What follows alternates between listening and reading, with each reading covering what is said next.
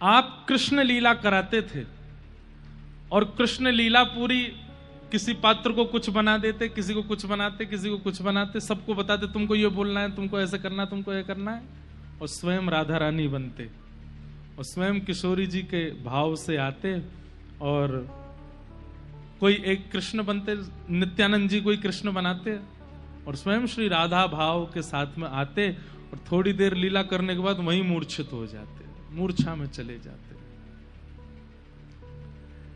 ऐसी महाप्रभु जी की लीला। अब धीरे से आपके मन में यह भाव आने लगा कि अब संसारी व्यवहार मुझसे निभ नहीं रहे हैं।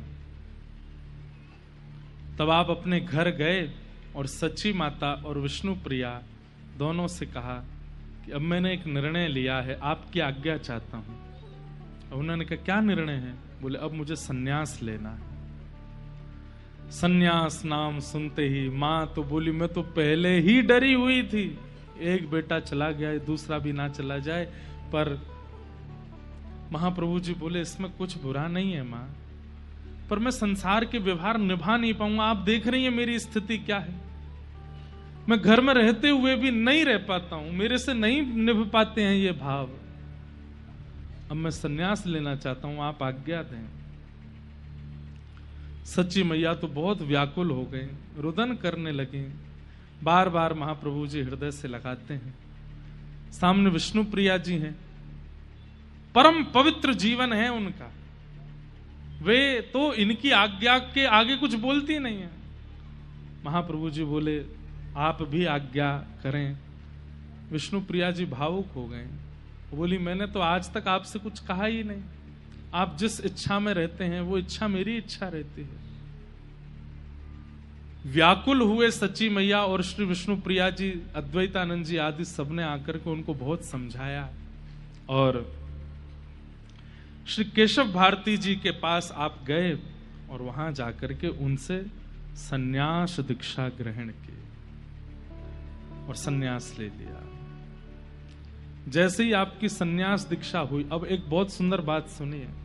महाप्रभु जी बड़े सुंदर थे, ऐसे सुनहरे बाल और पीत वस्त्र जब आप पहन करके निकलते थे, आजान बाहु, लंबी लंबी भुजाएं आपकी, और जब आप अपने भवन से निकलते थे तो इतनी भीड़ चलती थी आपके साथ में।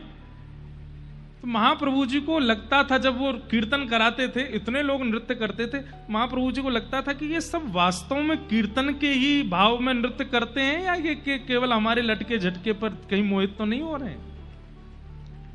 अब महाप्रभु जी बैठते भी थे तो बैठने की भी उनकी जो पद्धति थी वो ही कईयों का चित्तहरण कर लेती थी।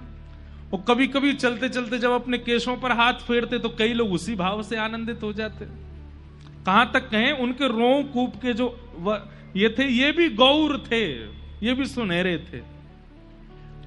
महाप्रभु जी कभी गंगा स्नान करके आते तो लोग बाग वनों में छुप करके अटारियों और कोई डाल पर बैठा है, कोई कहीं बैठा, वहीं से देखते थे उनके रूप माधुरी को।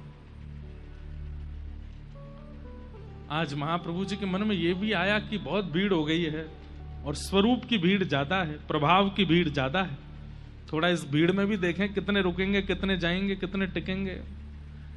और महाप्रभु जी जब अपने समस्त केश भद्र करके और पूर्ण रूप से विरक्त हो गए, बगलबंदी पीतांबरी आदि सु पहनते थे, सब कुछ त्याग करके आज जब बिल्कुल सन्यास भेष में आए, लोग उनके उस रूप को देख करके नेत्रों से अश्रुपात करने लगे, क्योंकि ऐसा सौंदर्य था उनके रूप में। अभी भी सुंदर हैं, अभी भी सुंदर लगते हैं, अभी भी गौर सुंदर हैं, लेकिन जो रूप लावण्य था उसको देखकर किसी को तो उनके प्रति मां की, किसी को उनके प्रति पुत्र की भावना, किसी को उनके प्रति मित्र की भावना, किसी को उनके प्रति प्रियतम की भावना तक आ जाती थी। लेकिन एक क्षण भी त्याग करने में संकोच नहीं किया और सब कुछ त्याग दिया। और आज जब सन्यास रूप में आए थे तो महाप्रभु जी के वास्तविक भाव और संकीर्तन से जुड़े हुए जो लोग थे वे ही रुके, बाकी लटके झटके रूप आदि पर जो मोहित, वो सब धीरे धीरे वहां से प्रस्थान कर गए। महाप्रभु जी बोले अच्छा है, अब सच्चे हैं साथी में, और अब ऐसे ही आगे की यात्रा पर हम जाएंगे।